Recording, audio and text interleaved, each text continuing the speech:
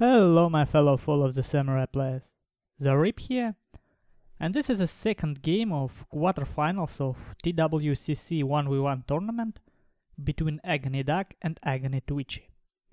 This game was played on Osaka plains, and let's take a look at Duck's army. And he has a lot of lines. He have 4 Black Tortoise Force, 4 Imperial Infantry, 1 Imperial Guard Infantry, and 1 Vermilion Dot Force. He has 4 Yaruki with 5 upgrades, and look at how they upgraded. They have 1 clan melee attack upgrade, only 1 melee defense upgrade, and 1 moral upgrade. His general, he is 6th level gold general, and he has put his point into common skill tree to get speed to his army. Okay, let's take a look. Well, before I will stop this to take a look at Twitchy's army. He has 4 Yaruki. 2 of them have 6 chevrons, 2 of them have 4. And they vetted in more classical way, 2 points in melee defense, 2 in melee attack, and this have 4 points in melee attack and 2 in melee defense. His general, as usual, full Bushido gem. He has 2 line units with 150 range. Oh, he has United States Marines, White Bears, and White Bears with 125 range and 2 units with 150 range. He has 2 Shogitai and 3 Yarikachi. That's his army. And by the way, Duck has no 150 range units at all. Oh, let's take a look at this battle. And because Twitchy have quite compact formation, Duck spread his forces really wide. He has enough line to flank, and as you can see, his cavalry isn't actually weaker than Twitchy's, so Twitchy cannot overwhelm any of the flanks with cavalry attack, and if he wants to use his melee, he will have to cross the river. And I think he already missed his moment, the moment where he could have done that. And he decided to diagonally rush. He wants to overwhelm these 3 units with all his force, or not? Interesting. Twitchy has range advantage and melee advantage, but you see how Duck keep his distance in the middle and flank slowly. So now Twitchy has to make something, because when this flanking maneuver ends, he lost the game. So he gets rally and heroic assault and rush this. I think he popped them up too early, actually. And he tries diagonal rush on this little hill. And you see, Agony Duck, his Yaruki weaker and losing, but oh no! His Yaruki actually won the fight because this Black Tortoise was shooting at this cavalry fight. So, weaker cavalry of Duck actually managed to win with support of the line. On this flank, surrounding maneuver of Duck is already finished. So now he will get this nice arc. And I will stop it right at this moment. Look at the map. What Twitchy already lost? he lost all of his cavalry units. He still have a strong melee contingent, and his line are still intact, but he... this is looking bad. This is looking bad. Because now his melee, you see how all of his melee units on one flank, even if he destroys his two Black Tortoise Force and Imperial Infantry unit, now he has no way to catch Duck if Duck tries to kite him. And I think that's what Duck will do. He used his cavalry to charge the back of two 150 range units of Twitchy and rout them. They're already wavering. And now he is starting to kite melee of Duck. And you know, at this moment, this game is pretty much finished, in my opinion. I don't know what Twitchy can do at this point. He have no way to steal the game, because units of Duck are all around.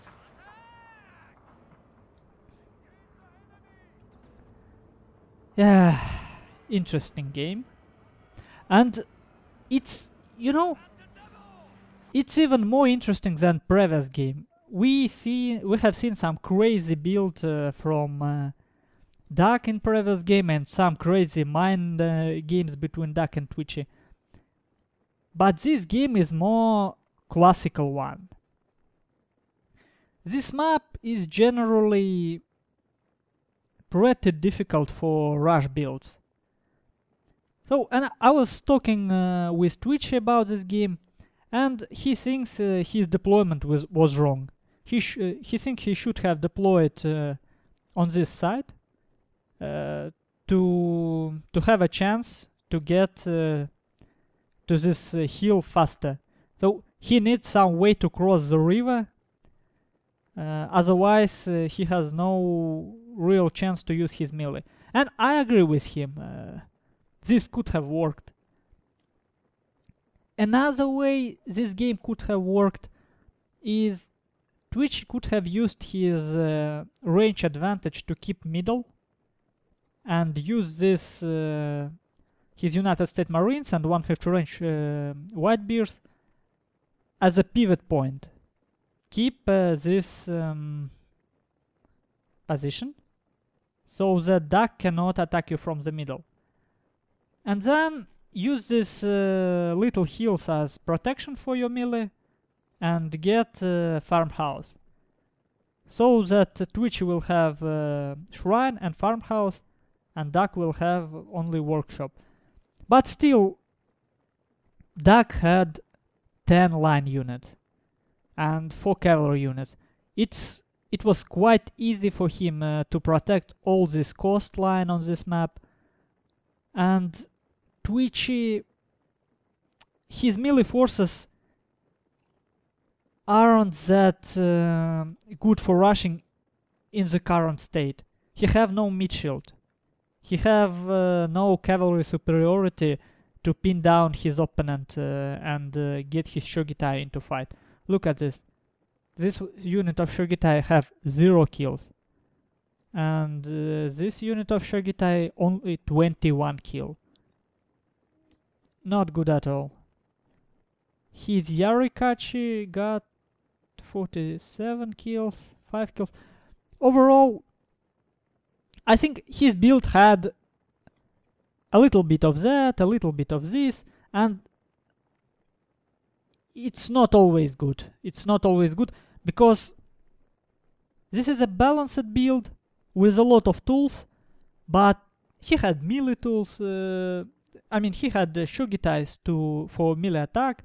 He has Yarikachi to defend from cavalry because Duck likes to bring strong cavalry. He has his own cavalry and quite strong.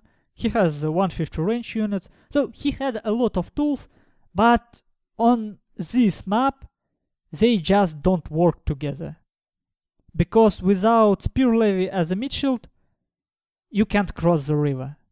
Without cavalry, you can live without spear levy, but then you need cavalry superiority. You can live with 150 range units, but you need some forces to protect your flanks from such a long line as Ducks. So this kind of balanced build on Osaka plain, it just don't work. It's too easy to flank on this map. So using small core and not being able to cross the river is pretty much end of game. But still, as I was talking, there were two possible ways to play this better for Twitchy. Deploy here and try to get onto opponent's side of the river faster. Then he come to coastline. But then Duck just can flank to this side and get to Twitch's side of the river. The other way is to stale the game with 1/15 in the middle and try to flank through this island or through this forest. But still it's too easy for Duck to defend here and flank here.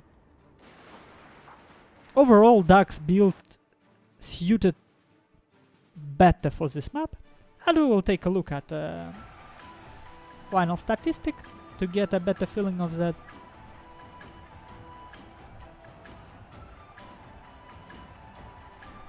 And this is still more interesting than previous game, in a sense that there is a deeper thinking involved. I mean, not a deeper thinking, but we all at some point use builds like Twitch used in this game. Build with a lot of tools that can work at some maps, but it just don't have a strength that he needs to force his opponent to do something on this map. He had no superiority over Duck, not at all. He had kinda melee superiority, but he have no way to make it work. So if you can see things like that when you apply some build to some map, your win rate will improve significantly. Because sometimes I just take a random build on a random map, because I can't tell if this build good or not. I just don't know.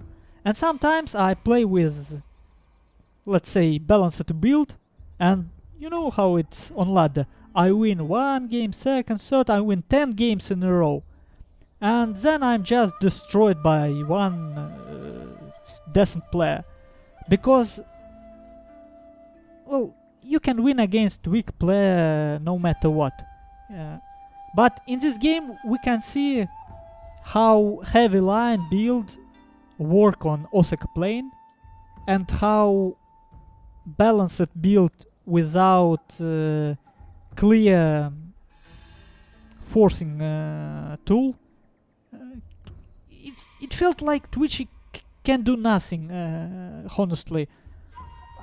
I just couldn't see how he can really turn the tides of this game. And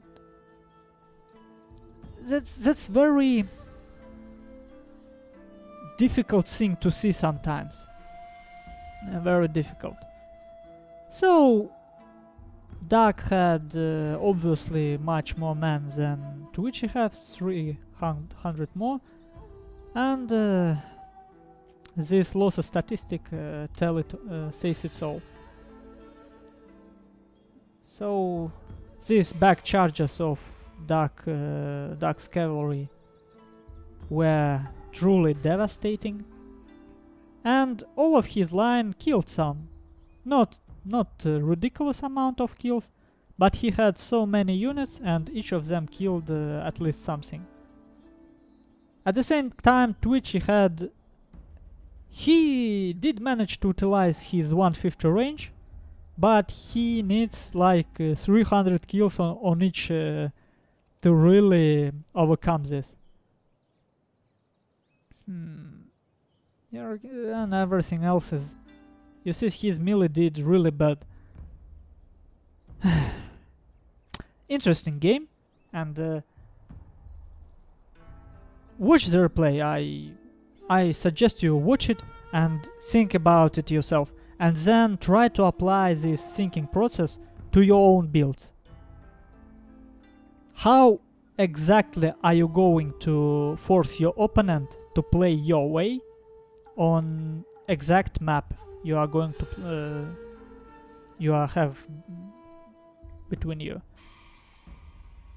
So I hope this was interesting, and thank for both players for 2 great games.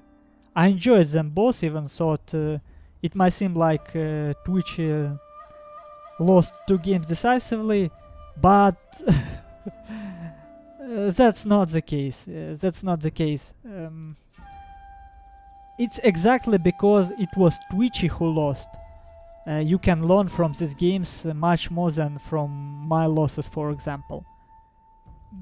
There is much more trickery and mind games involved in these 2 games. So, thank you for watching, and I hope to see you again on my channel. Have a good day.